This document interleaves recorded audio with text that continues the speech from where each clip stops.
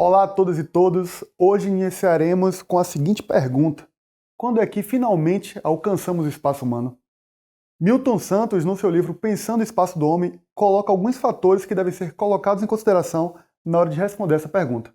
Para o geógrafo, precisamos ter a consciência de que o presente é reflexo de um passado marcado por processos de apropriação e expropriação cultural, ambiental, econômica e política dos lugares e dos territórios, e que esses espaços ficaram cristalizados como objetos geográficos atuais, em processos que a gente vai chamar de rugosidade, que reconhece as relações de poder e acumulação do capital em tecnologias no presente.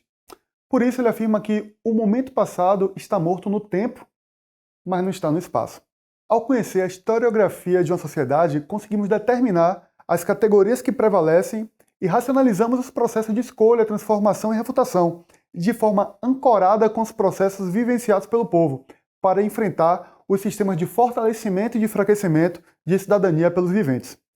Só se é possível perceber o contexto tendo a referência do que foi posto e assimilado pela coletividade, seja de forma natural ou de forma coercitiva.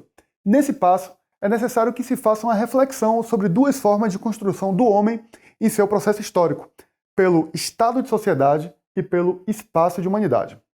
Estado de sociedade está fortemente marcado por um período tecnológico que abarcará a relação do homem com a natureza, do homem com o meio ambiente e do homem com o homem. As empresas transnacionais, então, marcam não somente o nosso presente, como marcam a história das sociedades em tempos passados, com consequências demográficas de acesso em tempos atuais. Como não perceber os processos de favelização e de marginalização da população negra em descompasso da determinação da Europa negreira do século XVI ao século XVIII? A própria configuração entre países desenvolvidos e subdesenvolvidos e as configurações de subalternização dos povos africanos e americanos em processo de imposição colonial demonstram essa interferência tecnológica nas configurações e tecidos da sociedade atual. O que seriam dos países do norte global sem a exploração dos países do sul global? E o que seriam dos países do sul global sem a exploração do norte? Essas relações perpassam o tempo para configurar as rugosidades atuais e estruturam as negações e afirmações sobre cidadania. Agora percebam que só é possível o monopólio de empresas transnacionais no estado de sociedade se o consumo de bens e de serviços é enaltecido. Transformando o cidadão em consumidor, se consegue determinar os espaços humanos e mitigar a cidadania, e, consequentemente, mitigar os direitos humanos, tendo em vista que a lógica do capital não é nem de perto a lógica da fraternidade, dos direitos coletivos e transindividuais. Quando falamos em um estado de humanidade, pensamos em um espaço global, onde as pessoas estão integralizadas em uma sociedade planetária.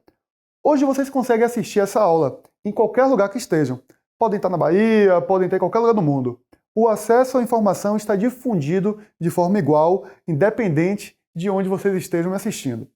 A questão que fica é, mas será que esse modelo é alcançável para qualquer pessoa? Não. Ele é restrito àqueles que têm acesso à internet. O acesso à educação, que já é uma barreira, passa a ter uma nova barreira tecnológica para ser acessível àqueles que têm um hardware, com acesso à internet para que consigam assistir a aula. Por termos acesso à cidadania do consumo, podemos discutir hoje aqui cidadania global. A cidadania global seria um lugar de acolhimento de povos diferentes, vítimas do processo histórico que foram submetidos na formação socioespacial. O espaço para o humano precisa levar em consideração tanto a paisagem quanto a sociedade total, em que o espaço da equidade, que todas as diferenças coexistam, sejam respeitados para que as pessoas tenham o status de cidadania plena. Quando percebemos a ótica dos direitos humanos, verificamos instrumentos administrativos, legais e judiciais. Como instrumentos administrativos, podemos citar, por exemplo, quando o Estado brasileiro faz o acolhimento a refugiados ou quando ele cria políticas públicas de ação afirmativa para a inclusão do negro no mercado de trabalho ou em centros universitários. Como instrumentos legais, verificamos leis de proteção ao combate ao racismo e ao feminicídio, e também proteção aos sistemas territoriais indígenas e quilombolas.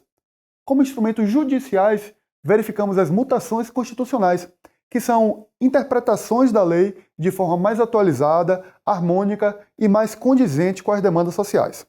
Nessas situações, vemos uma possibilidade de caminharmos em direção a esse lugar de espaço de humanidade. Hoje finalizamos por aqui. Abraço e bons estudos!